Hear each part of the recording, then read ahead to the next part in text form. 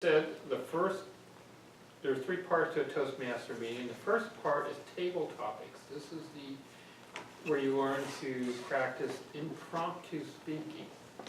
And to lead us in that part of the meeting is an individual who has been a member for 26 years, I believe.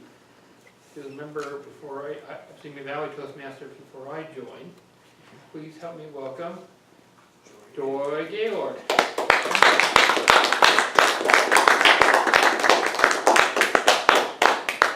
you, Mr. Toastmaster. Now, these are not questions. Usually, table topics are questions. Sometimes we give a quote or something, or a word or whatever, and the person is supposed to comment on it. So that's the kind of thing we're doing today. These are actually perke avot, Yeah. Is that right? Which were provided by the rabbi. They are basically quotes. So I will read the quote, then I will call on somebody and come up and tell us what that makes you think of. First quote. Hillel said, "Don't separate yourself from the community. Don't judge your fellow human being until you have reached that person's place." Wait.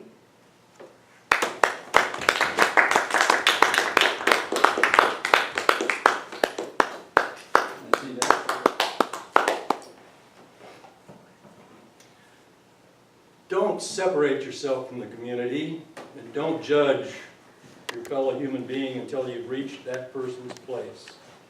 What a powerful statement. Madam Topics Master, fellow Toastmasters, and guests, these are words to live by, aren't they?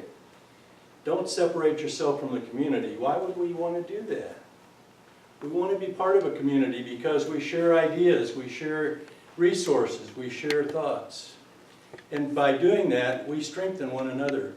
Toastmasters is really founded on that principle, Joy. It is all about community. I like to define Toastmasters as a self-directed personal improvement program that everybody supports others. So we not only can choose our own direction and our own pace, we also can choose what topics we talk about, how we proceed, what pace we choose, and know that we are supported by all the members in the community. That, to me, is a very powerful team to be part of. Don't judge your fellow human being until you've reached that person's place. One of the most important parts of Toastmasters that separates it, differs it from some of the other speech clubs like Professional Speakers Association, Dale Carnegie, various other places you may go for training in how to give speeches. One of the things that separates Toastmasters is feedback. We give evaluations. Tonight you're going to hear Barbara give a speech and you're going to hear an evaluation that basically explains, here's what I heard you say, here's how I saw you say it, and here's how I felt when I received your message. And in doing that, it gives us a very powerful method of improvement in our speaking. It gives us an opportunity to see how we came across to another person. So the evaluation feedback is something that is unique to Toastmasters, and we consider it one of the most important parts. When you give a speech and somebody says, I like this, you have really good qualities for eye contact, but you need to work on something, that helps a lot. Madam Topics Master.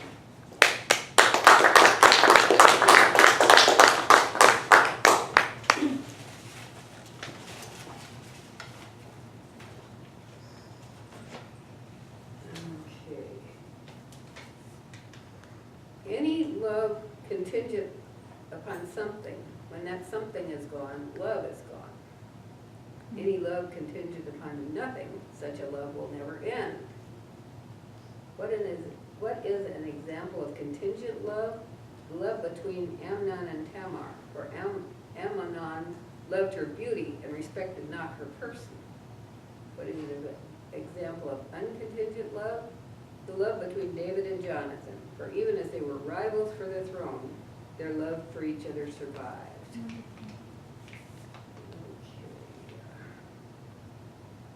experienced Toastmaster, Jeff?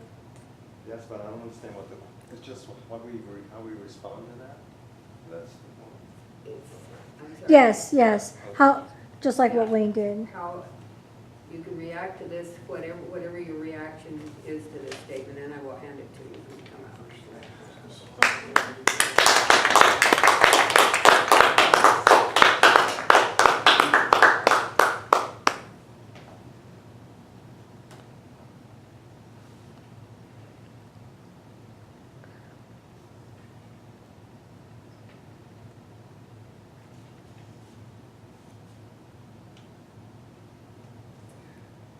What this quotation makes me think of, actually, is the relationship I have with my mom,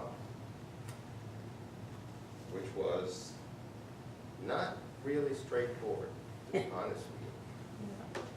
We had a very difficult relationship. And the reason was that my mom kind of simultaneously tried to do too much, and yet she also did too little. I think she was an example of non-contingent love. But sometimes it's really a question, which quotation makes me think of, a question of how you express it. And in her case, I don't think she knew how to express it. And that's all this quotation makes me think of. Madam Tabletop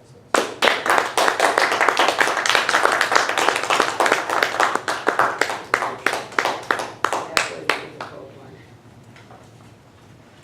It's a little shorter one, maybe that'll be easier.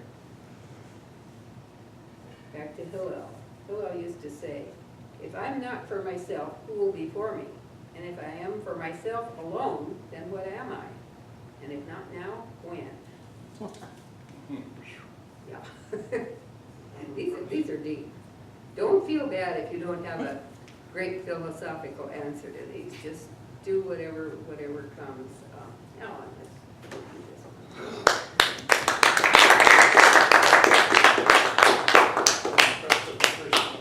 From Jewish people.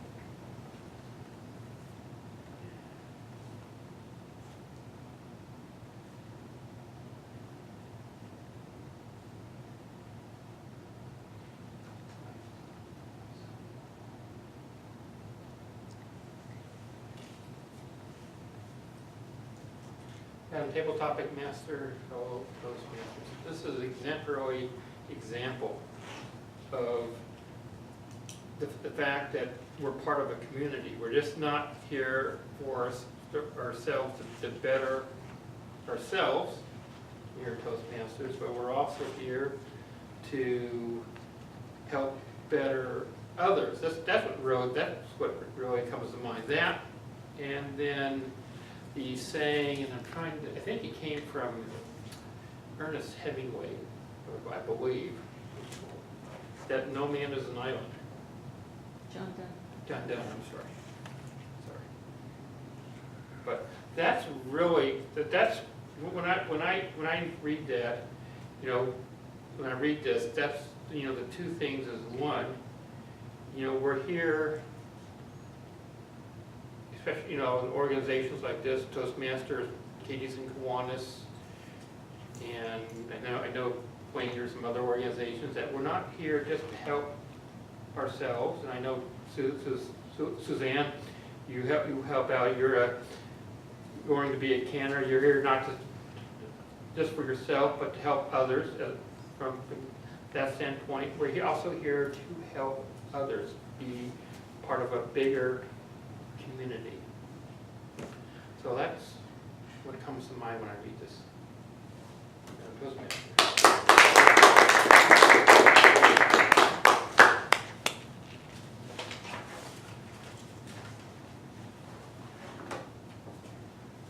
Here's a real short one.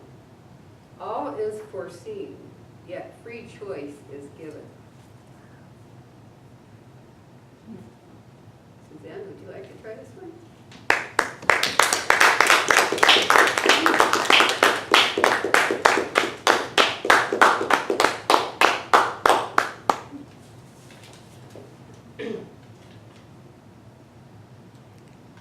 All is foreseen, yet free choice is given. I was trying to explain to my daughter not too long ago what makes America unique. And I was trying to find opportunities, aside from the holidays we celebrate, or even the historical things that she learns about in school. I was trying to figure out what makes us unique. And I think that what came to mind as soon as I saw this Pirkei Avot was that the free choice is given. Being in the US, that is what this country was based on, freedom of choice. And I think what makes it difficult to share your opinion is the fear of what will others think. And that's what my daughter came to me concerned about. I have this opinion, but I don't want to say it because I'm afraid others will judge me. Others won't like me. Others won't accept me. This actually came about recently when we were making plans for her bat mitzvah.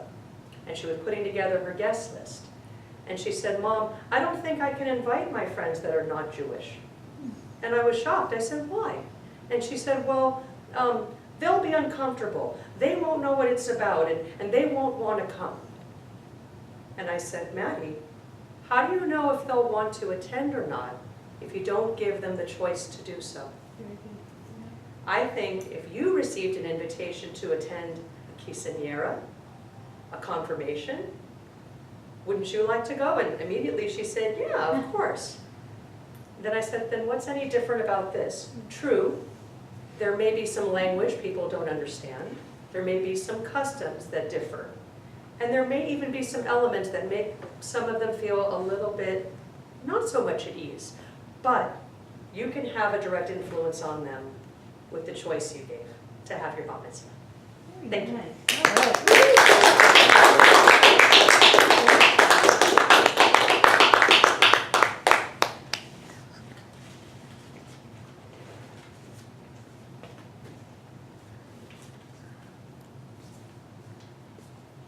Then Zoma said, "Who is wise? The one who learns from everyone. Who is mighty? The one who controls his passions. Who is rich? The one who is happy with what she or he has. Who is honored? The one who honors others." Would one of you two like to try this one? No pressure. If you'd rather not, that's okay, but I will try. All right. Are you coming to participate? Cool, we have another guest. Certainly. Well, The cantor. Ben Zoma said, "Who is wise? The one who learns from everyone." I think there's a quote, "The smartest people learn from others' mistakes." I agree with that.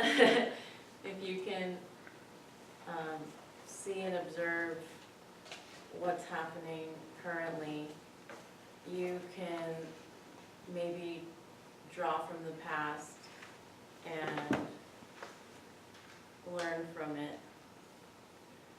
Who is mighty? The one who controls his passions. I think we all have to have self-control in pretty much all facets of our lives in order to be successful and healthy. That's what that means to me. Who is rich? The one who is happy with what she or he has. This is very powerful because we can always want and want and want, but if we are not happy and grateful with what we currently have, how can we expect to ever realize when we really do have something? It's like taking things for granted. We shouldn't take things for granted. Who is honored? The one who honors others. This reminds me of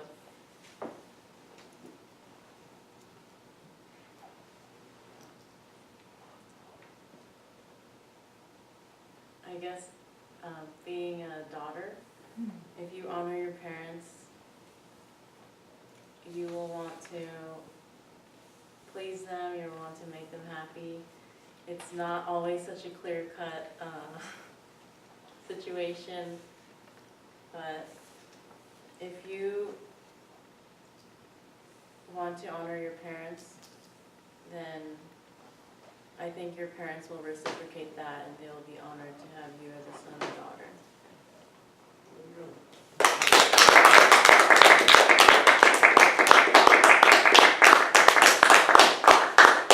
Thank you for that exemplary response. I Yeah, forgot to sorry. use the word. Good job, though. Wait. Do we have time for? We have time for one or two more to canter walk in, so. Counter. Since he's late, he could be the next one. You have 1 to 2 minutes to speak on a table topic. Cantor, we're doing table topics, which is impromptu speaking. And you're given the question and you're given 1 to 2 minutes to respond. So green means 1 minute, red is 2 minutes, and you try to wrap up when you see the red card. But you're welcome to stop anytime after you see the green. And you don't have to do this, we just want you to. I'm fine, I'm here, you know, so, oh, come on. So you'll get the question first, then. Yeah, listen for the question first. Okay, Wait till you hear the question, that'll give you time, you can think about it while you're coming up. Oh, okay. More time to think. Rabbi Chanina, the deputy of the priest, would often say, "Pray for the welfare of the government, for were it not for the fear of it, people would swallow each other alive." Wow.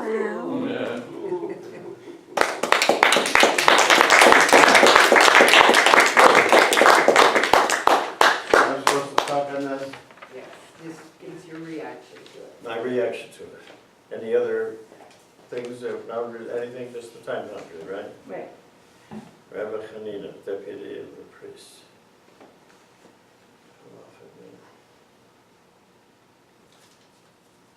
Well, I think if you look at the world around us, a lot of people have different ideas about what restrictions mean, what rules mean, what government means.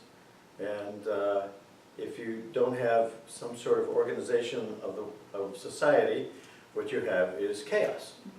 And it's not just a question of fear, but of understanding that there are boundaries. Just like a child needs to understand that there's boundaries as you teach them to proceed in society, then you also have to also look around and see what's going on in our city, in our country, and the state, and wherever it might be. We have to have some sort of boundaries as to what we can do, what we could do, what we should do. So there has to be some sort of organization to it. So to be a little religious about it, if you will, in the beginning of the Bible, there's a talk about the creation of the world. The creation of the world is described that there was, in Hebrew, tohu vavohu. That was just mass confusion. It's hard to say exactly, but there was just mass confusion. And the story is that God takes the mass confusion and He gives it order. And that's what we try and do in our lives, is to take the confusion in our lives, the confusion in society, we try and find order to it. And that way, we can continue in our lives. Sometimes it's fear of doing the wrong thing, of hurting yourselves, hurting others, but at least to know of organization. Am I done? Very good.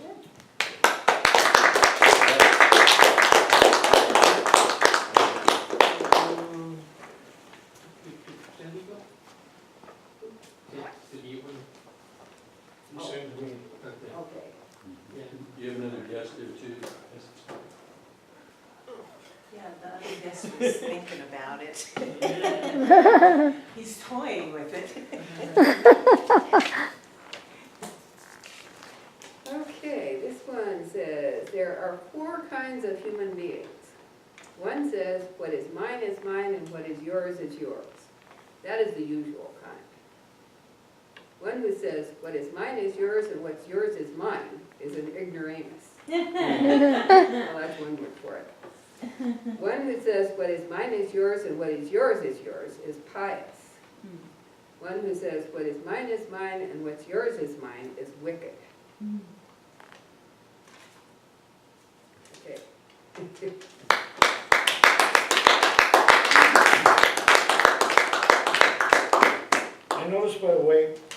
first three, or the first two out of three quotes was from Jewish fellows, Rabbi Hillel, and I can't remember the third one, but this is also a statement from our biblical understanding. Again, I'm going to read this out loud so we can hear it. There are four kinds of human beings. One say, what is mine, and what is yours is yours. This is the usual kind. One who says, what is mine is yours, and what is yours is mine, is an ignoramus. One who says, what is mine is yours, and what is yours is pious. One who says, what is mine, what is yours is mine, could be from a country that isn't as free as ours. Could be from a country like North Korea. I read a story just a little while ago by Tom Clancy. Actually, Tom has passed away, but by people who wrote it. And it was about the Korean people and how they hold their leader as supreme and can do no wrong. And yet the chaos he created from that situation. Very good book. But it really made me aware of the differences that we have in this country, which is chaotic in itself, but at least we get things done, or people appreciate we live a free life rather than an imprisoned life.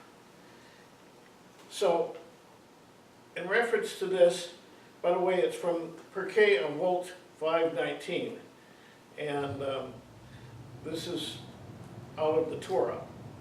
And it amazes that you find people who actually live in that. The child who wants his toys and wants other people's toys, versus the one who would have his toys and offer it to somebody else to play with. People who are grown up and are greedy about what they have and what they want to share, and only their ideas are right, and all the rest is fake news. So I wonder if I got to this point, but I really appreciate that, so thank you very much. Very good. Thank you.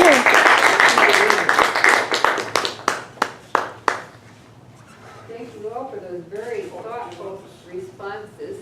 Incidentally, table topics is different at each meeting.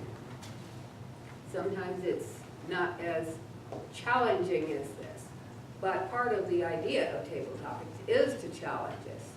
The reason that we have table topics, that we do this at every single Toastmaster meeting, is to prepare us for a good many different parts of our life.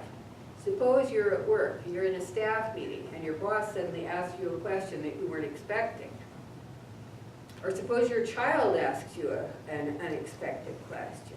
You have to be able to think fast, organize your thoughts, and make a coherent response. Table topics gives us an opportunity to do that. I think you all did a wonderful job. I really appreciate having had the opportunity, and I appreciate the questions that the rabbi provided. What I would have provided might have been totally different, but what you'll hear at different meetings will be different. But it's all interesting, it does provide a challenge, and it is good preparation for many parts of life.